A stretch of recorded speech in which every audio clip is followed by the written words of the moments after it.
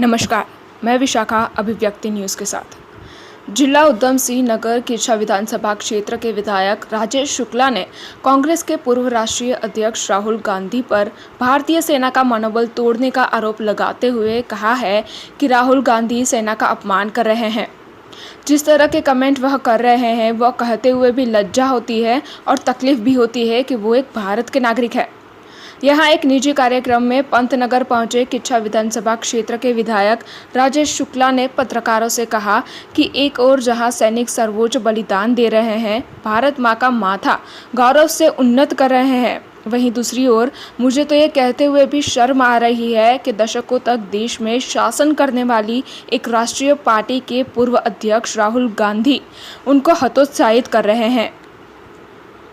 उन्होंने कहा कि राहुल गांधी द्वारा सेना का मनोबल तोड़ने का प्रयास किया जा रहा है तथा जब सीमाओं पर तनाव होता है तो पूरा देश एक साथ उठकर खड़ा होता है।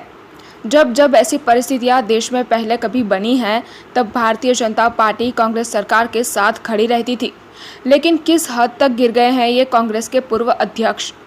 ऐसे समय पर भी उनको घटिया राजनीति याद आ रही है। उन्होंने राहुल पर निशाना साधते हुए आगे कहा कि अगर कांग्रेस को हमला करना ही है तो चीन पर करें, लेकिन मोदी जी के अलावा उनको कोई और दिखाई नहीं देता। क्या कहे ऐसे नेता को, ये कोई नेता कहलाने के लायक है? हमारी सेना का अपमान देश बर्दाश्त नहीं करेगा। उन्होंने कांग्रेस द्वारा किए जा रहे पेट्रोल और डीजल की बढ़ोतरी को लेकर प्रदर्शन पर कहा कि कोरोना काल के चलते हुए कुछ परेशानियां लोगों में आ रही हैं, लेकिन धीरे धीरे सब सामान्य हो जाएगा तथा पेट्रोल और डीजल की कीमतों में भी कमी आ जाएगी। उन्होंने कहा कि इस मुश्किल घड़ी में विपक्ष के लोग को राजनीति ना करते हुए सरकार का साथ देना चाहिए। Report by Sarvesh Kumar Kumaon.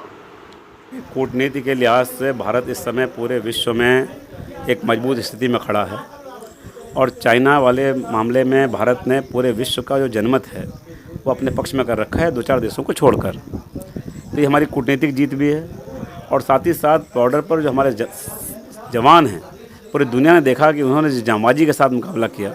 हमारी संख्या उस मोर्चे पर कम थी, धोखे से हमला हुआ था, लेकिन यदि उन्होंने हमारे 20 सैनिक मारे तो हमने बदले में उनके 50 के लगभग सैनिक मारे हैं। ये हमारे सैनिकों की बहादुरी है और सैनिकों पर सवाल उठाना मानसिक दिवालियापन है। अगर काम ऐसा कांग्रेस कर रही है तो मैं समझता हूँ उनके नेतृत्व की मैं मानसिक स्थिति पर तरस खाता हूँ और कांग्रेस को तो सवाल पूछने का हक ही नहीं है। कांग्रेस के जब नेहरू जी प्रधानमंत्री थे उस समय हमारी 62,000 किलोमीटर सीमाएं जो हैं वो चाइना ने धोखे से कब्जा ली। कैलाश मानसरोवर हमारा चला गया, अक्साई चीन का इलाका चला गया और बड़ी बेशर्मी से नेहरू जी ने सदन के अंदर कहा कि वहाँ कुछ पैदा नहीं होता है, इसलिए अगर वो चला भी गया भूभाग तो क्या है। उस पर एक सांसद ने खड़े होकर कहा था कि मेरे सिर पर बाल नहीं है, मेरा सिर गंजा है, तो क्या इसका मतलब इस सिर पर कोई भी अपना कब्जा जमा लेगा? हमारा सिर है, हमारा सिर मोर है। तो मैं ये कहना चाहता हूँ कि चाइना हो चाहे अन्य हमारे पड़ोसी हों, हम चाहते हैं कि हमारे उनसे रिश्ते अच्छे रहें, लेकिन हमारे भूभाग और हमारे संप्रभुता के कीमत पर नहीं। और अपनी संप्रभुता को बचाए रखने के लिए और अपनी सीमाओं की सुरक्षा के लिए हम तत्पर हैं, सजग हैं। हमारे जवान और हमारी सेनाएँ मुँहतोड़ जवाब देने के तैयार हैं और राजनीतिक परिदृश्य में भी हमारे प्रधानमंत्री जी मोदी जी और उनका पूरा हमारा नेतृत्व इस समय पूरे विश्व में कूटनीतिक लिहाज से भी हमने लगभग देश के जो बड़े देश हैं दुनिया के, उनको अपने पक्ष में कर रखा और वे मानते हैं कि भारत अपने पक्ष